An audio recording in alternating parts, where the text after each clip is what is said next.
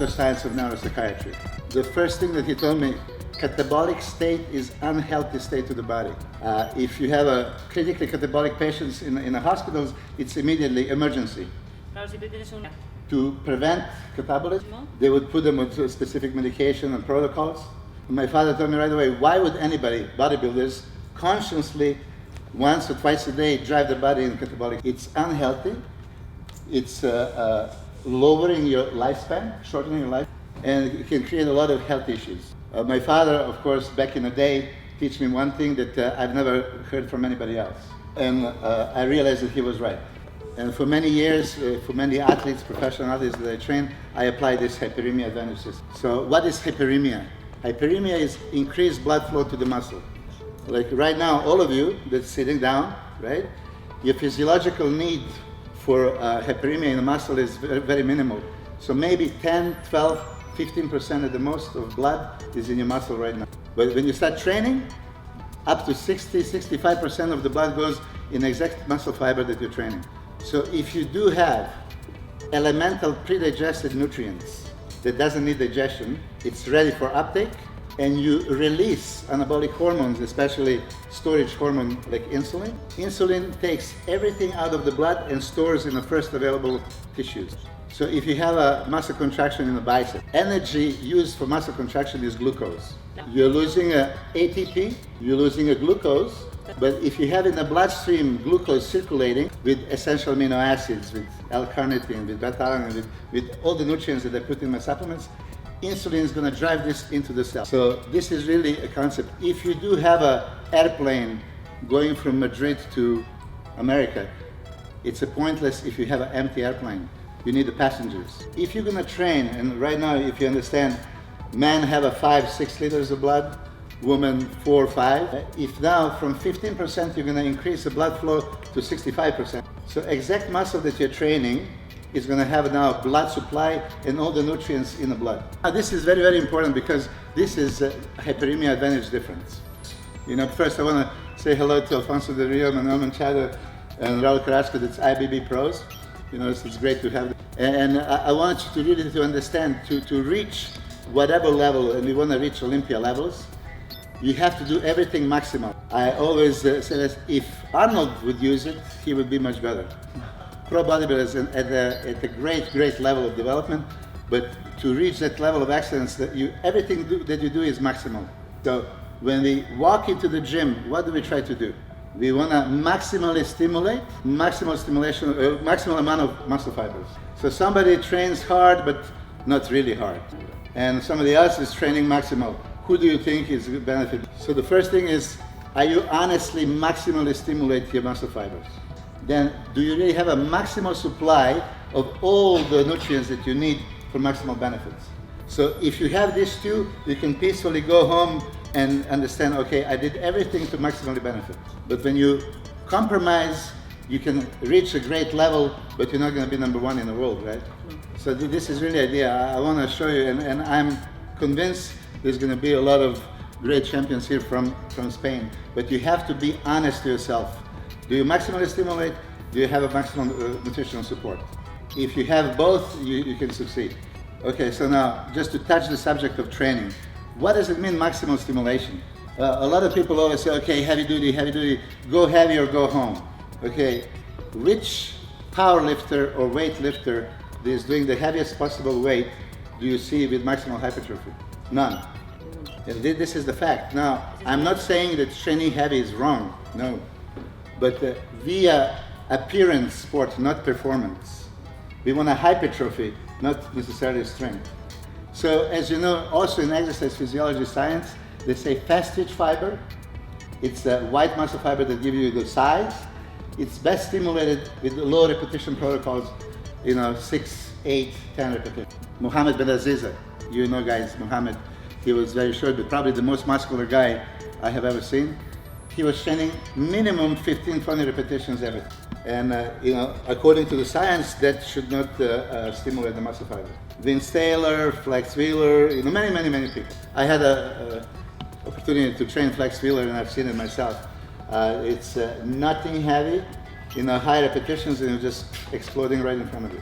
I know there's a lot of bodybuilders here. I always want you to understand, it's not about lifting, it's about feeling the muscle. Every time, okay, mind is designed to control the body. If I'm doing a squat or a bench press, right, and it's very heavy, my mind is just saying push it, right? If you command your body to push it, you're not commanding chest to push, you're commanding just push it. So front delt, triceps, everything is going to push it. So if you really start focusing on, okay, I'm doing a bench press not to break the world record, I'm doing a bench press to stimulate my chest muscle fibers. I want to bring as much pain as possible to the chest, because if you're just focusing again for number 1 and 2 and 3, you're counting, you're not focusing on a muscle contraction. What does it make exercise hard? Time under the tension. So if I squeeze just a little bit or more or maximal.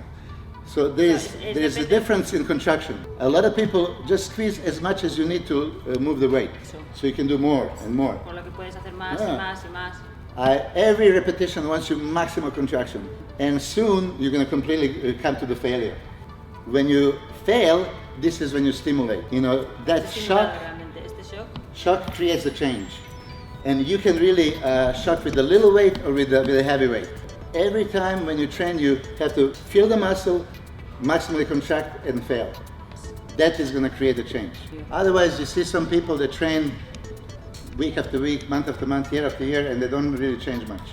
Your body is accustomed to it, so there is no reason to change. So now, from training aspect, if you train properly, and now put all the nutrients into the blood, and blood is delivered exactly in the muscle that you're training, it is going to be inserted into the cells as you train. So you create anabolism during the training. It's much healthier, it's much more effective. I created my pre, during, post supplements, you know, for many years. And when I had in a Colosseum gym back in the day, all the guys that know Manolo was there as well, but Silvio Samuel, Hidetara, you know, Joel Stubbs, Dennis Falk, Dennis James, Gustavo, always, you know, okay, bring branched-chain aminos, essential aminos, beta-alanine, citrulline, you know, glucose, and we were making it, you know, right there. Obviously, after a while, they told me, Milos, why don't you just make exactly what we need, you know, so we don't have to, you know, get from 10 different companies. So this is how I started. In 2003, I published in Flex magazine, Magic Workout Drink. Okay, back in the day, I was just thinking, okay, if I need amino acids, I just, you know, put all the amino acids. So amino acids were not available, I would use whey protein. Whey protein is very quick, you know, release amino acids in the bloodstream, but it needs digestion. So because if you need digestion, blood goes in the stomach, not in the muscle, so, you know, that was contradictory. So I take the protein out and I put all the amino acids. And it was a little bit better results, but then I read the studies that if you just limit to essential amino acids, it will be dramatically higher anabolism. So the reason why is the amino acids compete for absorption. So for example, if we have 10 people, but we have only like 5 chairs, only 5 people are going to sit and 5 would not. So then I start analyzing what is about essential amino acids that is so important. Essential amino acids cannot be manufactured in your body.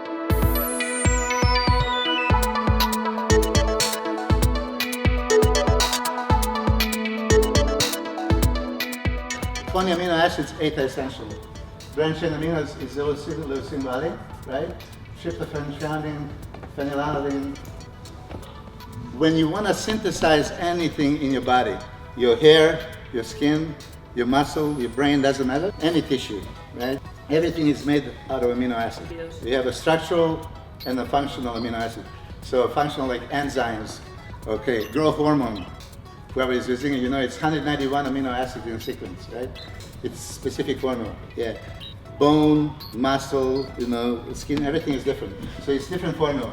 Okay, so let's say right now, your body needs to synthesize that biceps muscle. It is exact sequence of amino acids needed to put in place. For example, it is methionine, and then ornithine, and then arginine. I don't know, this is, I have no idea. Okay. So how does the body really make this? Once brain gives the order, we need to synthesize protein in the biceps. It would send a message, we need a methionine, so messenger ribonucleic acid is going into the blood and looks for methionine. Then transport ribonucleic acid, it brings it to the first class. Right? Once this is accomplished, now we're looking for ornithine. Messenger ribonucleic acid gets it and puts it right back. This is how it's done. If one of the essential amino acids is missing, you cannot synthesize the protein. So all the non-essential amino acids can be manufactured by the body. When it's needed, body makes it. But essential is that limiting factor. This is why, okay, in my supplements, and I talked to Luciano, and Luciano agreed with me, future of supplementation is really not in the proteins, but in amino acids. It's really a big difference. A lot of people just talk protein, but what is protein? Amino acids are building blocks of protein. You don't take protein for the sake of protein, you take for exact amino acid content. So I would tell you this, okay, let's take Manolo's chicken. If it's 250 grams of chicken, that's like 60 grams of protein, for example. But maybe it has 6-7 grams of fat. And if it's beef, it's much more, right? If I'm his trainer, I would tell him, you take because of essential amino acids. 18 out of 20 amino acids are glycogenic. It's very easy to convert into glucose. So sometimes when people are dieting for the contest, right, and you have a chicken, that non-essential amino acids can very easily be converted into energy, because when you're deficient in the calories, your body always wants the energy first. Example. So some of this protein that you're taking that you think is going to be for building purposes, no, it goes into the energy needs. So I do believe that if you reduce the protein and increase essential amino acids, you're going to have a tremendous result. I don't know in Spain, but in America it's Food Drug Administration that have a recommended daily per pound, per libra. It's, what does that mean? It is not maximal or optimal, this is minimal for survival. Yeah? And out of these, this is essential amino acid content for that nitrogen that you're getting, not any amino acids. So in reality, you can really, and bodybuilders, it can be Alfonso and Manolo, myself, or Raul, you can reduce the protein intake but increase tremendously essential amino acid content. And you would be able to reach maximal effect. Okay, so this is just a little bit of explanation why I was putting this in my supplements. And that's why also the major things in my line, as you can see, it's essential amino acids, creamino. So let's now focus on my pre, during, and post. So normally pre-workout supplements that you have in the stores is based on what? It's based on energy, the caffeine, ephedrine type, the stimulant. For me, my pre, during, post is specifically designed for maximal physiological benefits, to make physiological difference, hypertrophy. So what I do 20-30 minutes before the workout, I start saturating the blood. Yeah, everything that I find is going to be beneficial, I'm putting it into the blood. Okay, so blood is still circulating very slow and very little is in the muscle. But 20-30 minutes later, you're going to start training. And when you train with each muscle contraction, you have a unique opportunity to insert whatever is in the blood right into the cells. Greenhoff, he was like very keen to say, I prove that the L-carnitine accumulation in the cells can be achieved. So in my product, yeah, I have a L-carnitine. So as you're gonna do the anabolism, might as well, you have a anabolic hormone insulin in the blood, use the benefits of this to burn body fat as well. Okay, so pre-workout is made to saturate the blood. As you start training, these nutrients are gonna be inserted. So you have to maintain the levels, the continuous delivery of essential amino acids, the creatine, glucose, everything is okay. The training is specific. You stimulate muscle fibers of your specific sport. So it depends what you want to achieve. We want maximal hypertrophy, so that's what needs strength, somebody needs speed, somebody needs endurance, of hyperemia advantage for any sport.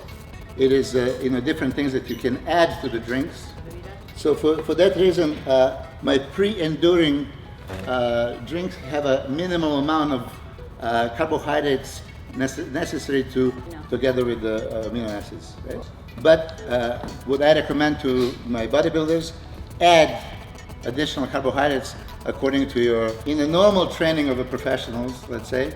I'm sure that Alfonso and Manuel and you burn about 150 to 200 grams of glycogen in a training. This is actually from a Swiss convention in Toronto. There was a lot of Dr. Mauro Di Pasquale, Dr. Eric Serrano, Udo Erasmus. I didn't know that, and then I realized this is how much glycogen actually is burned. This is why I recommend you can have 200 grams of glucose before enduring and immediately after.